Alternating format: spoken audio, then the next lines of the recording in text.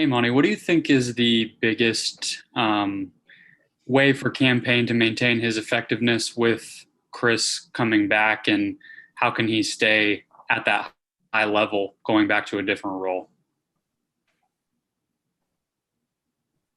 Not change. I mean, we've never asked Cam to change the way he plays. He's a different type of point guard. Um, we felt like the way he played the other day is the way he typically plays. So we don't want him changing just because Chris is back in the lineup, and Chris would tell him the same thing. It really helps our team. It gives us a different dynamic. Next up is going to be Gina Mizell with Suns.com, followed by Law Murray. It's just because we're back in LA, but I was thinking back to the game in between game 3 and game 4 of the Lakers series when you had those 2 days off, and that kind of, you haven't lost a game since then. I know it's hard to reflect in the moment, but what do you think happened potentially during those 2 days that kind of ignited what has happened now? It's hard to say. I mean, our guys take losses hard, as most competitive people do. Certainly nothing that I don't think I did anything differently. I did tell the guys to go out and hoop. That was one thing that we felt like our culture can never change, and the way we play can never change. The playoffs tend to slow you down a little bit, and we want to continue to try to play the same way we play in the regular season, knowing that it's a bit more physical in every possession. There's a higher premium, but I don't think I did anything differently or anything like that to spice it up. The players could probably tell you better than I just did, which is normal.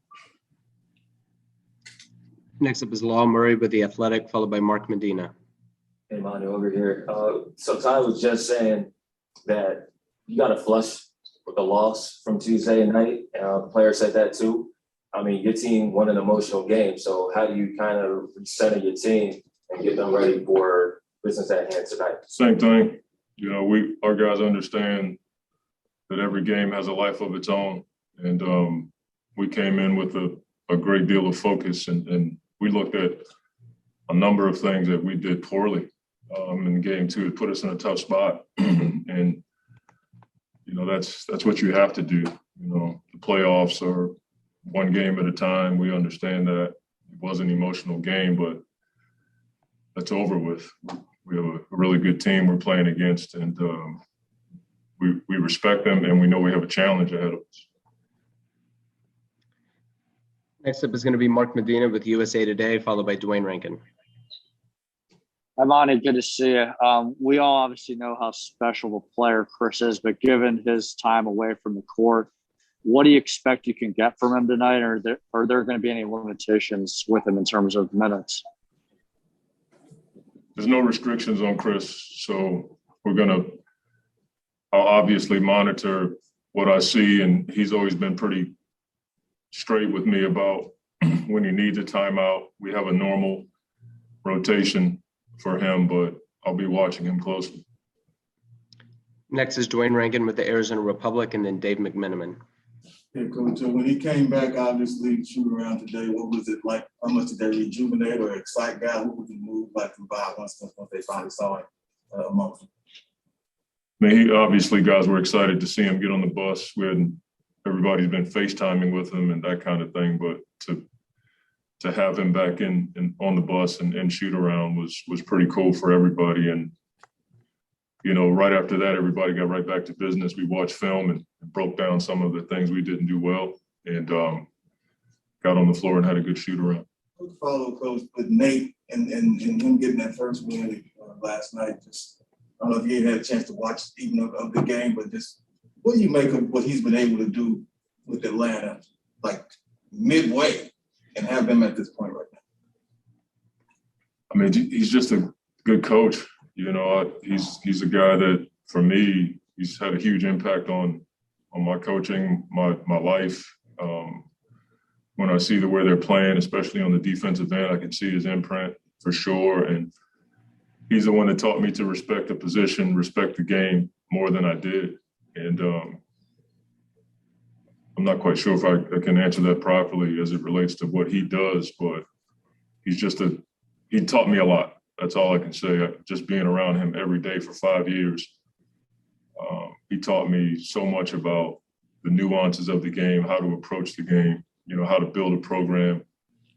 And, I really enjoy the success he's having.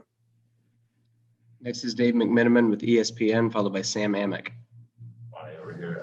Jay had that run last year with Miami, and he said that the similarity you see from last year's group and this year's group was like the younger guys, sort of Michael Robinson, Tyler Hero, as the playoff went on, their confidence just grew, and it wasn't something that they got intimidated by. Have you seen that with any of your young guys on this run through the first round?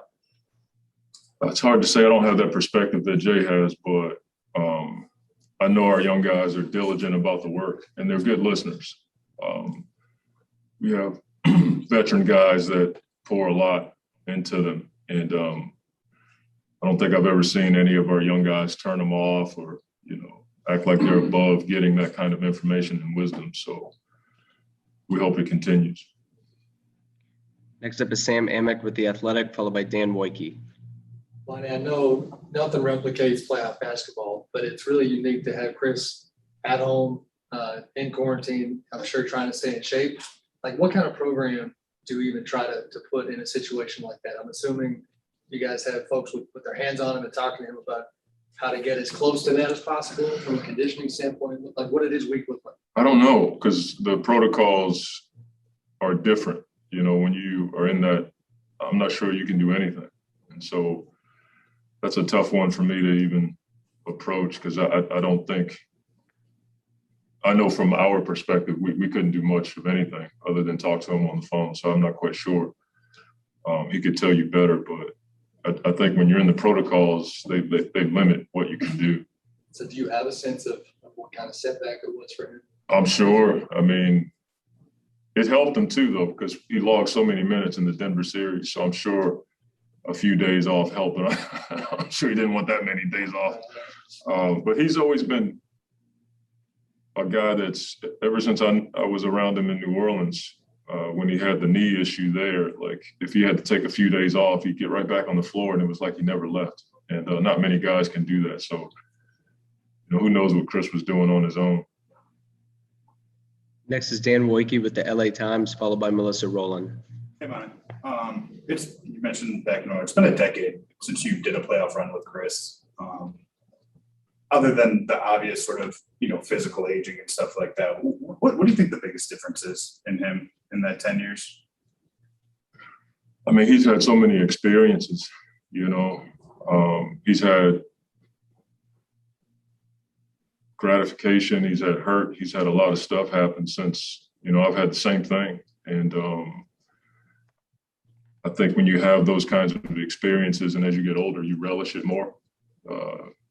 As much as he lifts and changed his diet and all that, your window is closing every second. And you relish all of it, not just the playoffs, but the bus rides, the plane, all the stuff we do as a team. So I'm sure that's had an impact on how he continues to approach it with such a high level of respect. To follow up on that real quickly, I mean, he's always, that dude wants to win more than anything. But have you seen him enjoy the little stuff more? Absolutely. I mean, the other night when we won the game, I was on my way home and we were on the phone talking, and he sent me a video. His daughter played in her first basketball game and hit a game winner in her first game. And that was what we were talking about on the way home, if you can imagine that. So I think there's a level of maturity that I've seen in him. He's got a bigger family, and, it's just pretty cool to be with him again. And hopefully we can continue this thing. Final question is Melissa Rowland with Fox Sports. Hey, Monty, after the excitement and the emotions of last game, did you feel a need to kind of have a talk with your team to recenter them heading into tonight? I didn't, because of we've had so many different things happen this year. You have to reset almost every day, from guys being in and out because of COVID, injuries, different lineups, testing, whatever the case may be. We've had a lot of stuff, and because of the veterans we have, having Jay and Chris is enough. having Willie Green, who's been in these situations with Golden State, that's a lot of wisdom on our staff and on our team to kind of reset the deck. And our guys, they're competitive and they work, they want it. And so we've been able to turn the page after emotional stuff happens. And I expect the same.